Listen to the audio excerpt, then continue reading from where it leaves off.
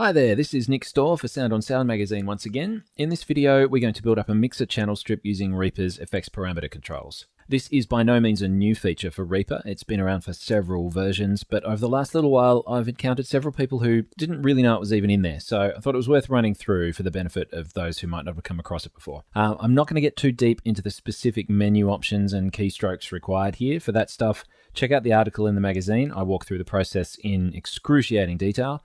This video is more about illustrating what the whole process looks like. So first of all, we'll bring up the mixer, create a new track, and we'll populate it with our chosen plugins.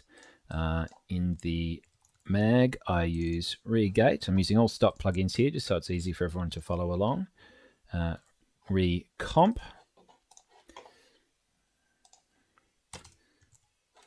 Re-EQ. And the always handy JS saturation. So we close that off. Now we're going to set the mixer to show effects parameters when size permits. This will activate this section here in our channel strip where our effects parameter controls are ultimately going to appear. So now we'll go through and we'll assign the empty knobs to parameters in our plugins. We right click on the mixer strip somewhere here. We select our first parameter, Regate Threshold. Now you can see now that our top parameter slot here has been filled in with the threshold knob there. Now we're going to go through and populate the rest of our strip. I'll skim through this at high speed for you guys just so it doesn't get too boring.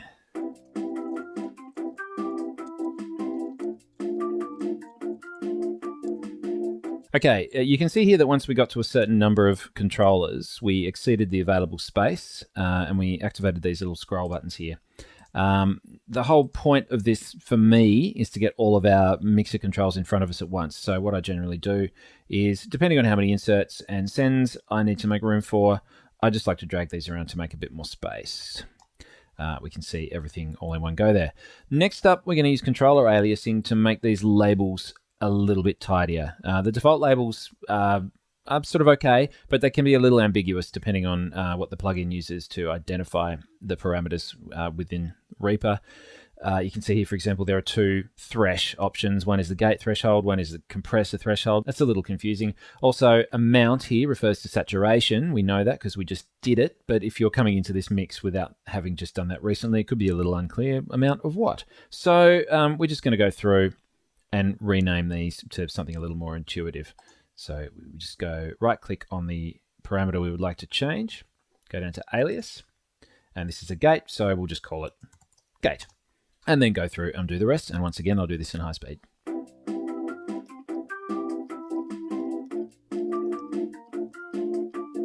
So now you have a pretty good complement of big picture plugin controls on the mixer strip. The layout of your effects controls in the strip will reflect your plugin order. We can demonstrate that by loading up the track effects window here and sort of drag things around. You can see as I move the saturation up to the top there, that's now up the top of the controller list, and so on and so forth.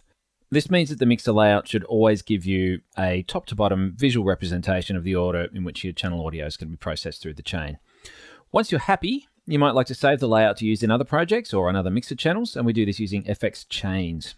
So from the track effects window, we right click in the list here, select FX chains, save all effects as chain, give it a name, we'll call it SOS channel strip, and save. And that stores all of the plugin instances, parameters, the order, as well as the mixer control assignments for that track. So if you load them into a new channel, your strip should come up in the mixer in exactly the same way. What we can also do here is save it as the default chain for new tracks. Now, having done that, if we create a brand new track, it's automatically populated with all those plugins and controller assignments and so on and so forth. So how does that look in the context of a whole project? Well, I am glad you asked.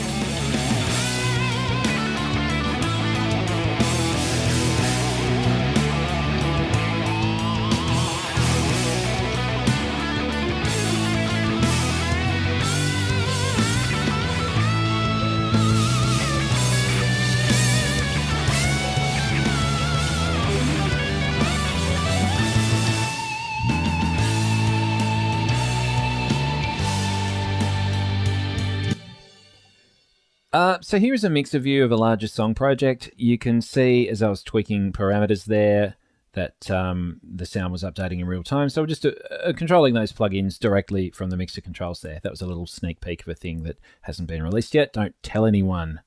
If you're mid-mix and you need to get into it with a bit more detail than these controls give you, like if you want to fine-tune the Q setting on your EQ, for example, you can just double-click on any of these, and then you get into the underlying plugin control where you can make finer adjustments if you need to. So I hope this has been of some use to you guys. I will catch you next time.